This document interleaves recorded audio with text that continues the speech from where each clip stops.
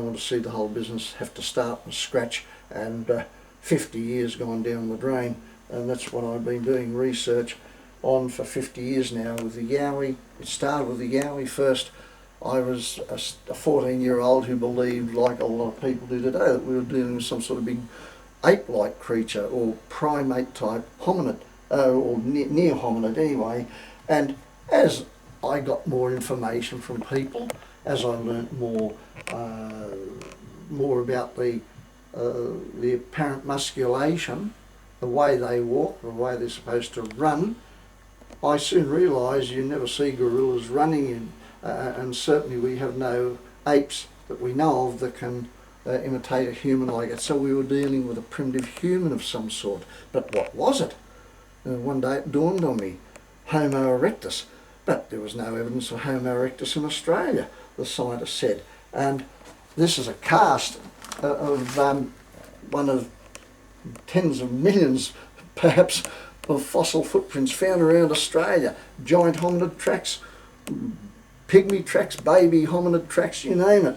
But they're there. And some of them were covered by volcanic ash deposits in eruptions, or else an ash flow had cooled and a hominid or two had walked across it and it had been preserved. Rain falling on the volcanic ash affects the chemical makeup and it turns to a type of cement, and that's what preserves dinosaur tracks, human tracks, whatever, in those situations. And there are places like the Canangra Void where volcanic eruptions ceased in the last 2 to 3 million years. So if hominid tracks were laid down then, man is a very old creature in this country. This, for example, comes from up in the Mount Royal Range area, which is north of Singleton, and it was a fossil track in a slab of rock. The rock was broken in two, found on the edge of a creek, must have been damaged in a recent flood at the time, about 15 years ago. The boy that found this showed it to his parents, who were picnicking up on a nearby bank, and they were rock hounds. They've got the original, but they made a cast for me by joining both parts together. What we have is a big bulbous area here, but that's a distortion. Here's the actual outline of the big toe, and the others here just slightly apart. Otherwise, that is very similar to a modern human foot. So we have there possibly a Homo erectus type, or because of its age, up there volcanic eruptions were in full swing going back 3 million years. It could be we're looking at the footprint of the hominid from Naranek. But here is a Gilroy foot, and that will show you how very similar they are. The modern human foot like mine actually was already around 3 million years ago in Africa and Asia. So it's a cinch that it was like that here in Australia, because we do find modern human-like tracks, and here on the Blue Mountains in particular. So I believe that we have an unknown fossil history of human evolution in this country.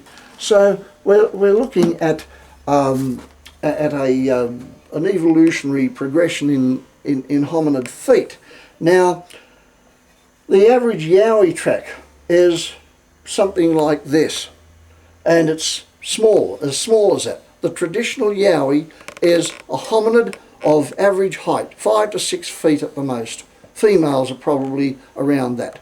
But then I spent 30 years gathering material to show that we had even larger specimens, so I imagined that Yowies could grow bigger. Well, it depends which one, because I realised one day that we were dealing with two basic different structures in the feet, and one is much larger. And there are larger tracks of this one that show a much larger form that's a real giant. We're talking about at least 3 metres tall, that may still be wandering around the bush. And that one I called Rex Beast, because I realised that we had two distinct forms of foot structure. So on that basis I've named a second species, and come into a lot of flack for that, because none of the other researchers thought to look that far. But we do have tracks. These are from the famous set that were found by the late Craig Turner, the Sydney businessman, who was gemstone hunting in the scrub country of the Numinbah Valley in 1989, and he found about 18 tracks that were in the mud, and he could only get enough plaster from a trip down to Murwillumbah to fill about half a dozen tracks. But he gave me 3 copies, and I've treasured them ever since because they compare to others, like this one from the Snowy Mountains area down at Cooma. And this is why hundreds of kilometres apart we have the basically the same type of foot, and so Rex Beast gets around. And since a large set of tracks are found in the Turos River 3 years or so ago, I've realised I am definitely on the right path. But you can see that hundreds of kilometres apart we have the same basic foot, and so given distortion in the mud, which can make a track larger or even distort the shape and size of toes, as far as I'm concerned we have the same creature over hundreds of kilometres apart. These, I believe, are authentic tracks for that reason. We do have a lot of others though that are not, and the people who do these know nothing about the physiology of the creatures they're supposed to have been researching, and so they come up with some ridiculous casts. This was a swap many years ago that I got from a fellow that found tracks in Nepal, and he made a cast, and well, a few casts actually, and he swapped me this one for a Yowie track, so I reckon I had a good swap. I don't do that much now because people in the past have gotten tracks and they've gone out in the bush and they've started pressing them into the ground and running off to the nearest newspaper, and that's the sort of thing that brings great discredit on cryptozoology anywhere, particularly in Australia. But you can see that this is a completely different track. The Yeti is not the same as the Yowie or Bigfoot. They're all different creatures. Now we have here, as I say, this primitive human looking track. You can see how distinct they are. We have the Yowie track, which is once again different. The Nepal track is actually a primate of some sort. Some people say, well, the biggest thing that could belong to, and allowing for distortion, your track might come in here somewhere. These toes might not be as wide as they look. But that's why I've put in the black outline to show the approximate size. But we certainly have evidence of a high mountain forest dwelling primate in the Himalayas area, and whatever it is, we won't know until the recent skeletal remains or a freshly dead corpse are found, or even one captured. But there's some speculation it might be Gigantopithecus. I tend to think of evolutionary development over a vast period of time. 500,000 years ago, Gigantopithecus officially died out.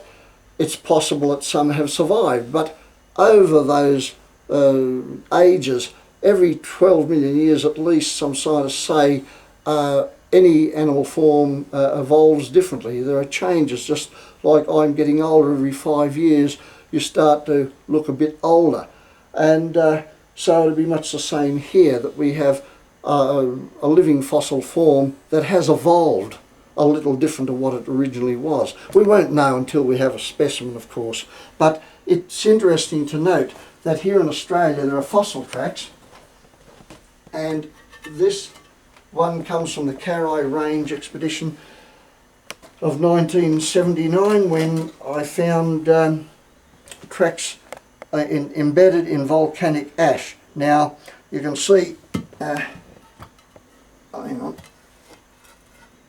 there, one, and we've got this far. You can see basically they're similar, and in fact they're very much alike, except this one is a fossil specimen, and the one in white, that is, and I've chalked it, I've blacked it out to show the outlines of the track. We have the same sort of track. So 2 to 3 million years ago on the Caroline Range west of Kempsey, volcanic ash flowed over a site. Hominids walked through it after it was hardened, or rather after it had gone cool, I should say. And some of these hominids included hominoid-looking creatures or primate-looking animals, and this is one of them. And so we have modern human-looking tracks with giant human-looking tracks and giant ape-like tracks together, 2 to 3 million years old on the Gilroy Range. And there's a bigger one than this in South Sydney that I found in the last 3 years, and it's certain that this is a definite race of some sort that's spread over a wide area between Australia and Asia, and some of them might still exist today in the Himalayas. So if this is Gigantopithecus, he's gone now, but we have the other hairy man. But the Aborigines, I say, identified a lot of so-called hairy people in the past, and so there were a number of non-Aboriginal races living here, near human and human. So that's basically what the whole story of the Yowie is. As far as I'm concerned, it's beyond people claiming to see hairy monsters running through the bush. Anyone who claims that they've seen a hairy gorilla in the bush is a hoaxer. The Yowie is not a hairy humanoid looking creature. It's a hominid just like you or I that wears animal hide cloaks just like the primitive Aborigines used to.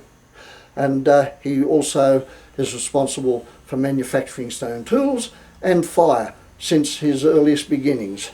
So it's not unusual to come across very fine ash-like campfires in the middle of nowhere, Aboriginal type, and I believe these could be living Homo erectus Yowie campfires, because sometimes you find flake tools nearby and remains of food. So out there somewhere I believe there is a case for small populations of Homo erectus still surviving as hunter-gatherers, wandering from rock shelter to rock shelter, just like Aboriginal people did in the old hunter-gatherer days. At this point, any claims that Yowies break off tree limbs or stick twigs up against tree trunks as territorial markers is rubbish, because as hunter-gatherers they kept on the move. They didn't have time to establish a food territory when they'd probably only be there a few days or a week or two and move on.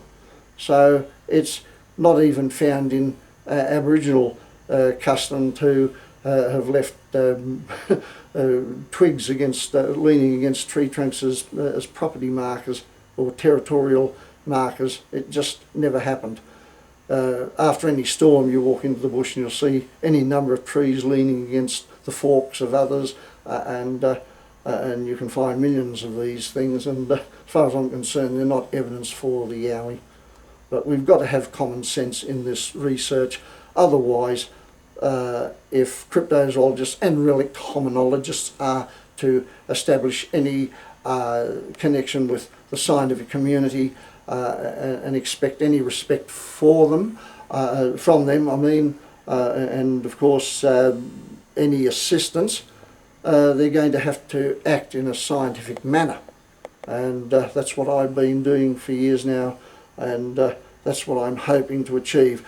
Find physical proof to lay before a scientist, and only that will convince them. Until then, I say we've got to keep an open mind and look for the real evidence, not the other rubbish that is going on at the moment.